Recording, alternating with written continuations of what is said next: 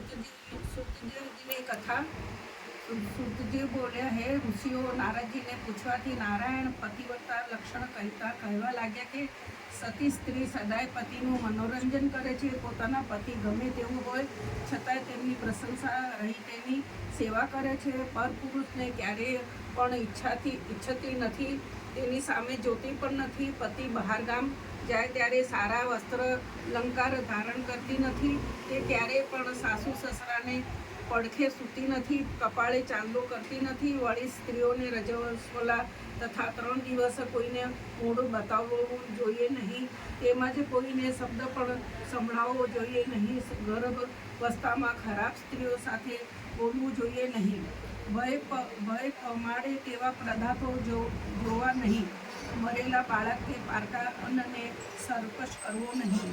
પતિવ્રતા સ્ત્રીને પંડિતો સ્ત્રીઓના મસ્તકના રત્ન રૂપે કહે છે કે વળી વિધવા સ્ત્રીને અમંગળકારી કહેવામાં આવે છે. વિધવાને જોવાથી કાર્ય સિદ્ધ થતી નથી, તેની આશીષ પણ લેવી નહીં. સ્ત્રીને પતિ સમાન દેવતા દેવલોકમાં પણ નથી. પતિની પ્રસન્નતાથી સર્વ સુખો મળે છે, સ્વર્ગ મળે છે. ઇતિ શ્રી બૃહસ્પતિ હૃદય પુરાણ પુરુષોત્તમ મહાત્મ પતિવ્રતા ધર્મ નિરૂપણ નામનો 30મો અધ્યાય